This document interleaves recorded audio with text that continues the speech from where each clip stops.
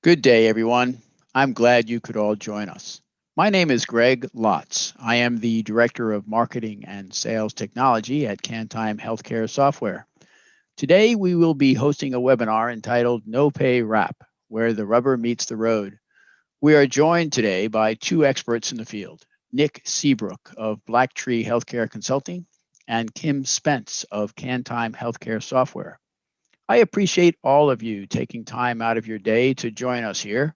Our presentation should run about an hour or so, and we hope you will find it valuable and informative. Alrighty, I have 2 minutes after the hour. We're going to go ahead and get started. We have a bunch of folks on there. Thank you so much for your time today. I promise you it's going to be well worth your time. We have two experts in the field to talk about the wrap, what KanTime is doing about it to help our customers. And Nick, my goodness, he's forgotten more than I know. So let me do that first. I'll introduce Nick Seabrook. He is a managing principal and founding partner of Blacktree Healthcare Consulting, where he develops and implements the company's strategic goals and initiatives. Blacktree is a national consulting firm based outside of Philadelphia, Pennsylvania, providing outsourcing services for billing and collections and coding and Oasis, in addition to providing consulting services for home health, hospice, and other post-acute providers throughout the country. Nick's participation in various national and state associations and events over the past 20 years have garnered recognition as a leading authority on solutions to the latest operational, clinical, and regulatory changes facing the home health and hospice industries. In 2011, after more than a decade at another national consulting company, he co-founded Blacktree Healthcare Consulting to assist agencies in adopting optimized revenue cycle and clinical practices.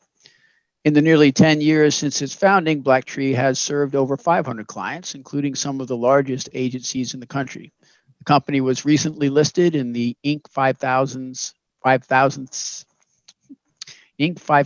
fastest growing private companies for a fourth consecutive year.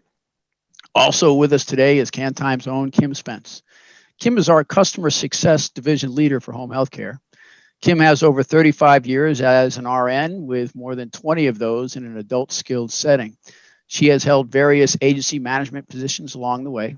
Kim will be going into detail on what enhancements KanTime has brought to solve the challenges related to the no pay wrap for all our customers. All righty. Without further ado, I'm going to click this slide, and we're going to let Nick get started in a second here. Just an overview for everybody. We're going to give you a refresher on the new regulations, what trends we are currently seeing out there, considerations going forward, how KanTime has addressed these challenges, and then again, we'll go into the live Q&A after Nick's done. Nick, you have the con. Excellent. Thank you so much, Greg, and appreciate KanTime inviting me on to present today. We have a lot to cover, as Greg had mentioned before. We're officially more than a month into the new year, which is hard to believe. And with this new year, obviously, we know the biggest change in the home health billing world is the new wrap. So wanted to get everybody up to speed, give a quick refresher on the actual rules, and then dive into what we're seeing. I'd say we've been updating this slide deck pretty much every day for the last week or so as new issues pop up.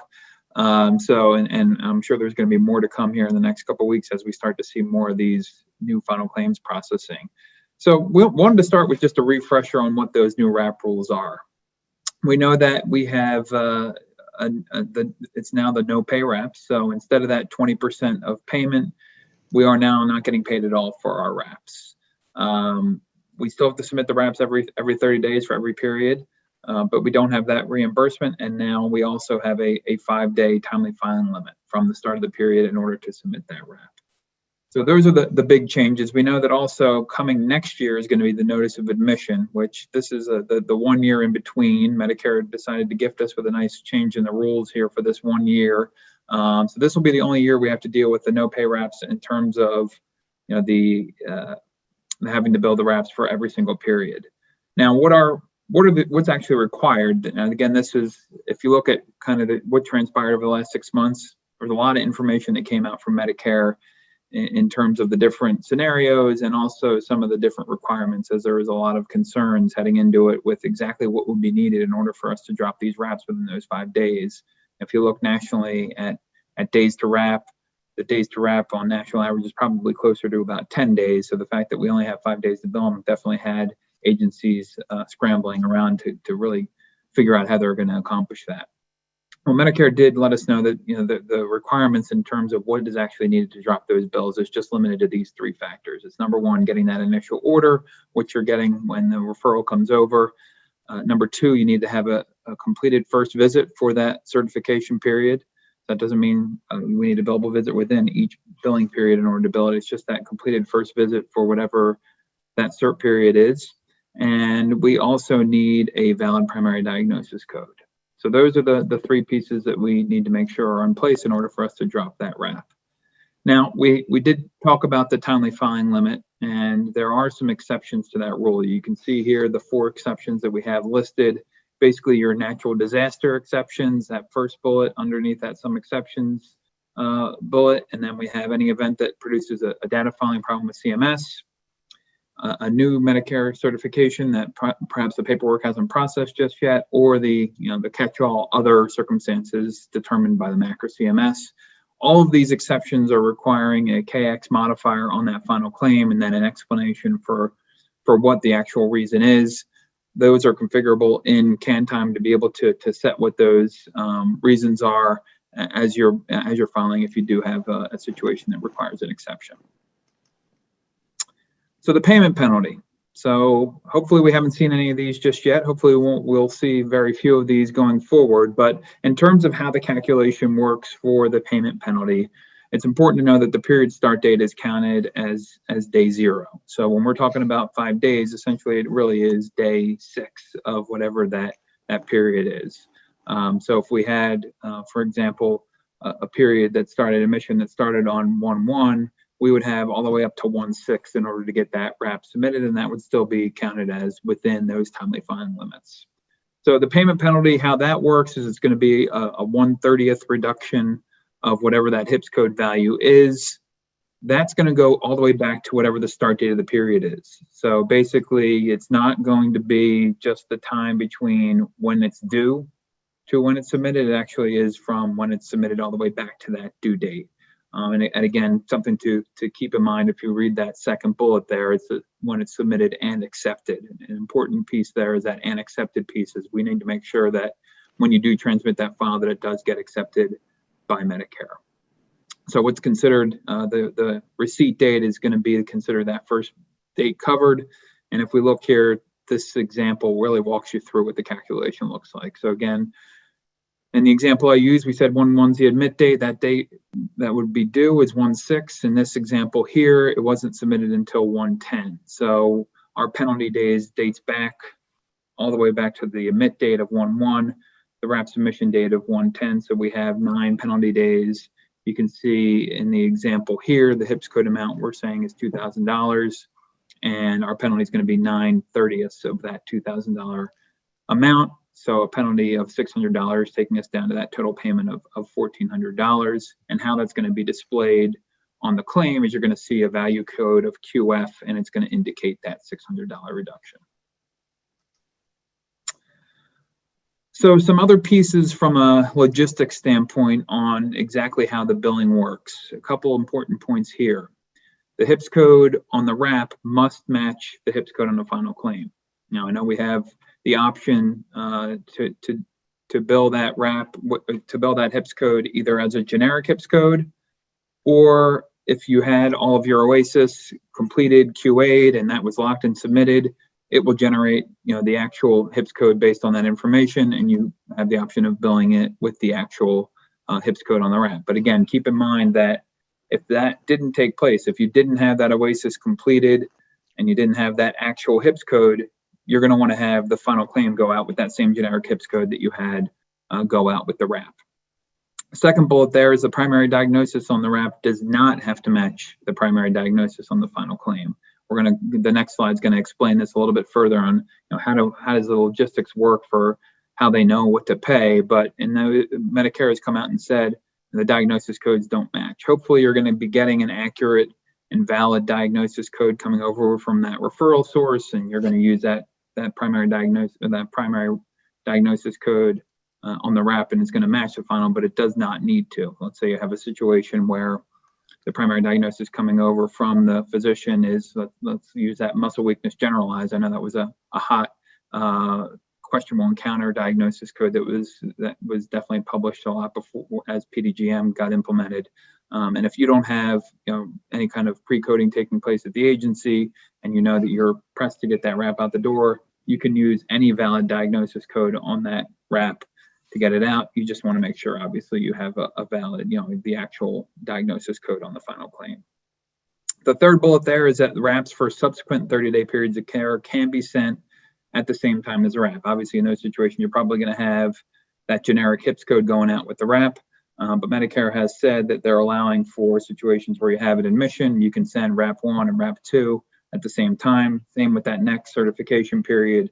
When you're dropping wrap number 3, for instance, you can drop wrap number 3 and wrap number 4 at the same time. So that's another allowable billing convention with the new no-pay wraps.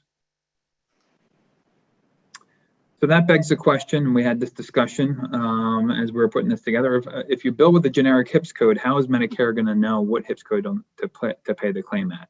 Well, keep in mind, when PDGM came into place, Medicare said, we're going to be basing our final claim payment on all of the elements on the claim and also on the OASIS and what's in the common working file. They're not even going to look at the HIPS code that's on that final claim. The only reason they looked at the HIPS code on the wrap under the first year of PDGM is because we knew we were going to get paid 20% of whatever that HIPS code value was. Well, now we're not getting paid at all on the wrap. There's 0% payment. So again, it's kind of inconsequential what HIPS code is actually on that wrap in this new no-pay wrap world. So how they're basing the payment, you can see there.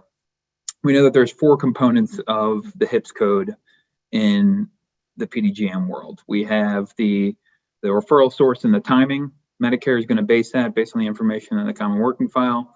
We have the clinical grouping, which is going to be based strictly on the primary diagnosis code on the claim. Again, remember, that's going to be based on what's on the actual final claim, does not need to match the wrap. So that's how they're going to put you in your clinical grouping. We also have our functional score. That's the other component of the HERG, and that's going to be based on your answers to your OASIS questions. So Medicare is going to match that information up with the OASIS that got submitted to iKeys. We have those 8 questions, or eight ADL questions, which really determine what the answers, those answers are going to determine how many points you have and put you into that functional, either low, medium, or high category. And then we have our comorbidity adjustment, which again is going to be based on the diagnosis codes on the claim. So those secondary diagnosis codes from 2 all the way up to 25, that is how Medicare is going to determine what your payment's going to be and what HIPS code you should be paying at, are all those elements that are on the claim and the information from the OASIS and common working file. So the next slide here, we're just going to go through a refresher on some of the different scenarios. Again, we mentioned before, agencies are allowed to submit wraps for both the first and second 30-day period of care at the same time. This can be done for that initial admission, and it can also be done for any subsequent certification period. So I mentioned before, you can bill 1 and 2 at the same time, and then when you bill 3, you can also bill 4, 5, and then 6, et cetera, et cetera. That's the process there. You can see this bullet here. This came straight from CMS. They're going to permit the from date on the wrap to be the service date associated with the 0023 line to prevent any delays from the wrap being submitted for subsequent and recertification periods. This is an important bullet to note as we talk about some of the issues that we're seeing now, is that CMS said that they will permit, or you may use the from date being the same as the actual 0023 line date on the actual claim, on the actual wrap rather.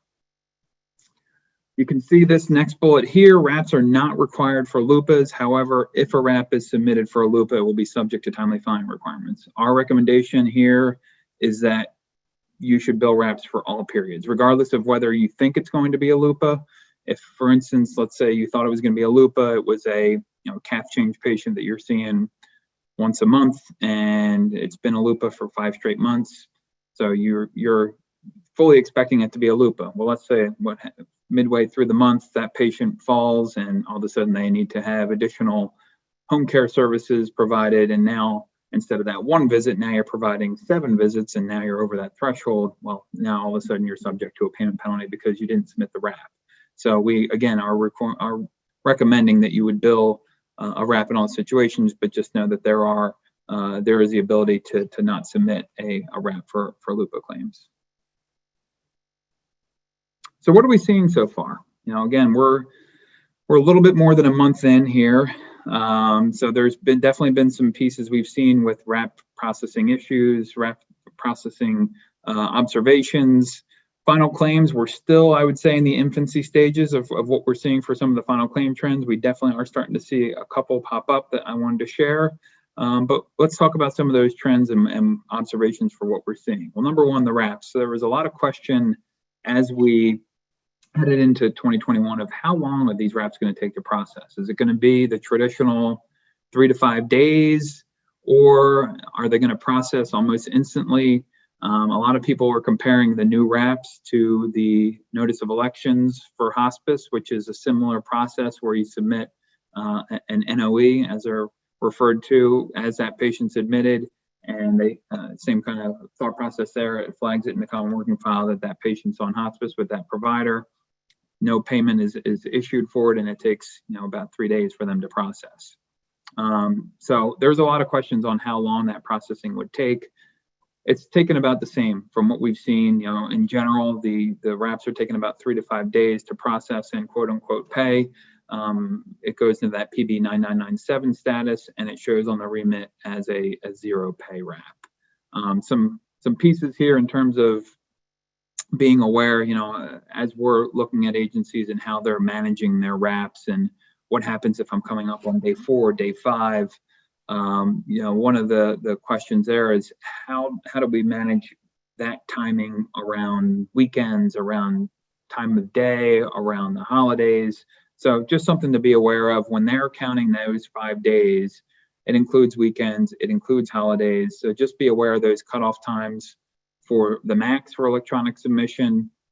Be aware of those holidays, those weekend days, and also the DDE cutoff times. We'll talk about some of the considerations going forward in terms of situations where you might have to key the claim.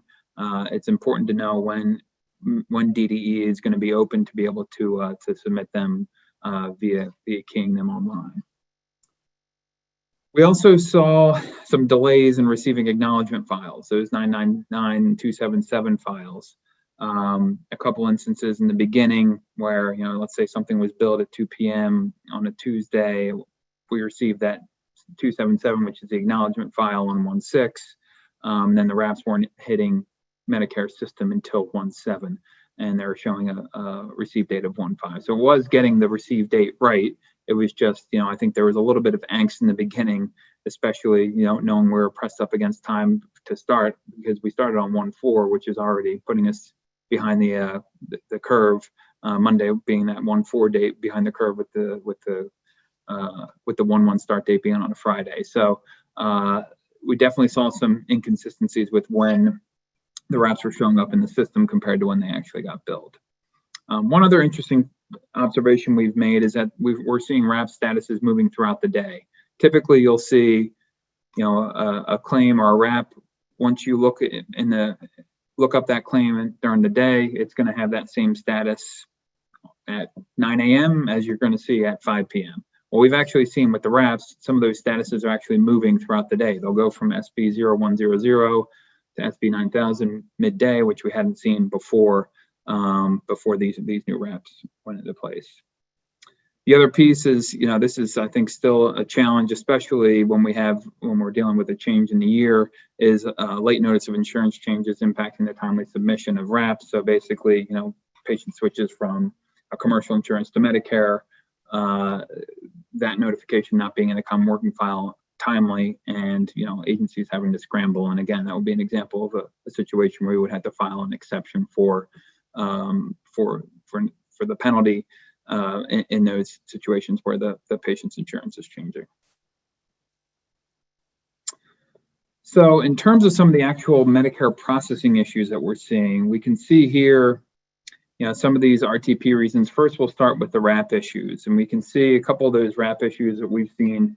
Number one, wraps incorrectly going into RTP for missing that value code 61. So value code 61 is the CBSA code. Medicare said leading up to January that this was going to be an optional field and you didn't need to populate it. Well, lo and behold, there were wraps that were going into RTP for missing this code. It was a simple fix where you would just enter the 61 in the CBSA code. But it was also time consuming, and it was also an incorrect reason for it going to RTP. This has since been resolved, so you shouldn't be seeing these issues anymore. But this was, one of the early errors that we saw happen with the wrap submissions. And Nick, I'm just gonna step Sure. in here and let anyone for KanTime know that this was something that was not an issue for KanTime users, because even though it was optional, we still included this. So none of those should have RTP'd for KanTime users. Great, thanks for that one, Kim. For the next one there, that code W7216, this is an error where the 0023 line differs from the statement from date. So for this one, this is the situation where I talked before, where if we have a wrap, for instance, that we haven't had that first billable visit for because it's a subsequent period, Medicare was saying you may use that 0023 line date as the start date and be able to submit it through. So in those situations, that's exactly what we want to do in this situation. What we're seeing for this one specifically is it's also happening for the crossover patients. And what do I mean by a crossover patient? So if you have a period that started in December of 2020 and the period ends in 2021, we're seeing this specific reason where it looks like they almost didn't update their logic. So if a period started in 2020, we know the old wrap rules apply. So if you had a subsequent period that, let's say, had a start date of 12/29 and you didn't have that first billable visit until 1/4, well, in those situations, you want to use that 0023 line as that 1/4 date because it's the first billable visit. Again, old wrap rules, that was the guidance. The first billable visit is going to be that 0023 line for all your wraps, which you can't do in the new world, because what if you didn't have a first billable visit until day 6 or beyond? It would be, with outside of the timely filing limits. So for this specific reason, you can't fix them right now. You don't want to change the 0023 line to whatever that start date is, because it's not going to be the right way to bill the wraps, because again, this is a 2020 start date, which the old wrap rules apply. Medicare has acknowledged the issue. Right now, there's no provider action necessary. We do have some clients where these numbers are starting to pile up in terms of the instances for how many times this occurred, which is obviously affecting cash flow because those were wraps that were subject to getting 20% payment. But right now, there is or nothing that you can do for those, and Medicare, like I said, has acknowledged the issue. The other one that we're seeing pop up frequently still is this reason U538I, which is an overlap with another home health provider. For this one, most of these have been able to be fixed pretty simply by just indicating, updating, and including that condition code 47 and resubmitting. However, I've been hearing from other agencies that they're seeing rejections rather than RTPs, and it's still causing issues. This is kind of one of those tricky situations where I think one of the consequences of being able to bill wrap 2 from the beginning, where if you're billing wrap 2, let's say on 1/1 for that 131 wrap, let's say you discharge that patient on 120 and they never even get into that 131 period.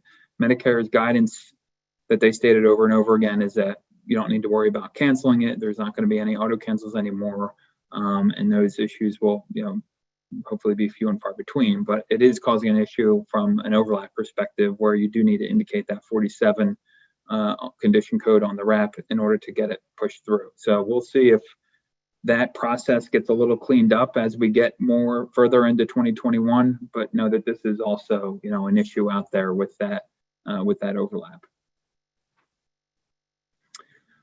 Some final claim issues, and again, I think it's still pretty early on to really dive into some of the final claim issues that we're seeing, but here are some of the early ones that we are seeing. You can see one of these is a rejection reason, one of these is an RTP reason, and it's the same exact issue. It's the final claim rejecting incorrectly for a timely wrap, even though the wrap was submitted timely. So an example there, wrap submitted on, the start date for the period is 1/15, wrap submitted on 1/17, claim ends on 1/25, and they're submitting the final claim, and it's saying that the wrap was not received timely. So it's clearly an error. We know that the start date was 1/15. It was submitted within 2 days, so it was well within those 5-day limits. But it's still rejecting our RTPing incorrectly, saying it wasn't received timely. The one observation that we've had so far is that every one of these that we've identified has been LUPA cases. Now, I'm not sure if that's only because it's still so early in the process that we're only seeing LUPA claims because of the short periods. So I don't know if this is going to be an issue that expands to other full payment periods, but something to keep an eye on as you're looking at your RTP files, or even as you're looking at your rejections, to see if you have any of these instances. I haven't heard of a fix just yet. I know we've been trying to send these back through for processing to see if they do hit an S status rather than going back to T status, but again, something to keep an eye on as you go through here. I'm not sure exactly how this fix is going to be handled by Medicare. One of the newer issues that just popped up last week is, this just came in on 1/28, is that the pricer is incorrectly applying a penalty to wraps received more than 5 days earlier than the from date. So essentially, again, let's say we had a situation where we'll use that same example, the 1/1. I submitted my 1/31 wrap at the same time as I submitted my 1/1 wrap. That's going to be more than 5 days earlier from that from date. In those situations, the claims cannot be readily identified for the MAC suspension and issuing of payments. Now, this is supposed to be an issue that gets resolved by March 1st. So there's been some questions that have popped up of how should I handle this going forward? Should I continue to bill as is? Should I hold all my follow-up wraps? Our recommendation on this one is to continue to bill as is. If there really is going to be impacting any of those subsequent wraps, the damage has already been done on them. From a cash flow standpoint, let's kind of walk through logistically. So in that situation, let's say I did have that 1/1/131 example. Well, chances are that 1/31 wrap, the period isn't going to end for that until 3/1. So that's supposed to be when the fix is in. So there shouldn't be any issues in terms of that claim rejecting, as long as Medicare fixes this by March 1st. So I'll throw that caveat out there in terms of how to approach this going forward. We're just assuming that Medicare fixes this by March 1st, like they have published on their claims issues log. If you did have a situation where, let's say on 1/1, you were billing a subsequent wrap for a period that was ending mid-month, and we had, let's say, a wrap 2 that started on 1/16. That wrap 2 is going to end, the period's going to end in the middle of February. You may be billing that claim towards the end of February, and then that's going to hit some kind of an RTP status for this issue. Those are going to be the only issues in theory that are going to really apply to this error, are going to be the ones, the mid-period, the mid-January start dates that you're starting to bill in the middle, or in the middle of February. Everyone else, again, if you would have had, for instance, let's say a second period that started on 1/5 and you build it on 1/1, that's within that 5 days. That final claim period will be coming up. You're probably just billing those final claims out now, and that's not going to hit this edit. So again, the two options here that we laid out, and again, we had to kind of think logically through this when we first saw it. At first, we were like, well, maybe we should consider not billing any of those subsequent wraps, but I would recommend that you just continue to bill as is. The two options here: continue to bill as is and let the Medicare fix happen on 3/1, or your other option is to hold wrap billing for subsequent wraps until 5 days before the from date. I just think that becomes a little bit more of a logistical challenge to be able to monitor that whole process going forward. So again, our recommendation would be to continue to bill as is. Some other considerations when you're looking, going forward here, when fixing wraps in RTP, definitely consider the submission date. So if you have for instance, let's say a 2/1 wrap that hits RTP on 2/5, you're good to fix that and send it through. You're still within the 5 days. But if you have that 2/1 wrap that hits RTP on 2/10, you're outside that 5-day window. I would always take a screenshot just to be safe. Take a screenshot of the original submission, because when you do fix that RTP, it's going to change the submission date, the receive date in Medicare system to whenever you actually made that fix. So in that example I just gave, if let's say you fix that wrap on 2/10, it's going to change the receive date in Medicare system to 2/10. So if you take that screenshot of the original submission, that way it's going to flag it that it was submitted and it was received on 2/4, and you have that as proof of timely submission. The one piece we're still trying to determine, I have heard that there is the 2-day exception does apply. So what's the 2-day exception? So for hospice, for instance, with the NOEs, they also have the same 5-day limit. If you do have an NOE that got submitted within the 5 days but hits RTP after that 5-day limit, there's a 2-day grace period. So there's a 2-day exception period where within 2 business days you can fix that RTP without any issues, and it's going to be considered within timely filing. One of the questions I had asked Medicare during this whole process is that same exception going to apply to home health? I didn't get an answer on that one. So again, I've heard that they have granted it, but something to keep an eye on. And again, I would just to make sure you're covering all bases, do that screenshot. Consider rekeying an option. I mentioned this before. If you are up at that day 5 and there's questions on whether or not it's going to be submitted and accepted within that 5th day, I would always look at rekeying as an option in order to confirm that you get that within the 5 days. In terms of some of the clarifications still needed, here we have the Medicare Advantage plans. I think this is still very much a question of how those Medicare Advantage plans are planning to handle the new wraps. Agencies are, I would say, very, very inconsistent in terms of the responses they're getting. Some of the Medicare Advantage plans have said, no, we're not going to adopt it. Some have said, yes, we're going to adopt it. And then when you ask them, so wraps are required within 5 days, they say, what are you talking about? So they're kind of unsure there. Others have come out and said, we're planning to adopt the no wrap portion of, or no payment option of it, but we're not going to adopt the payment penalty. So, this is something we're still keeping an eye out for, and we still encourage agencies, if you haven't gotten that clarification in writing from the MA plans, to try to do so as you're waiting to see how they're processing these wraps. The other point that we have here is the wrap final 0023 date. So again, I mentioned before, the wraps, they are able to be billed with that 0023 start date. In those situations, they say you may bill with it. They've been processing fine without any issues. Where we're seeing an issue pop up, and I've only heard of this happening a couple of times, but if you have that final claim, they're still saying the guidance they gave last year was the final claim 0023 date should still match the first billable visit. So now we're going to have a different first billable visit or a different 0023 date on the final compared to the wrap for some of those subsequent periods, and it's creating an issue.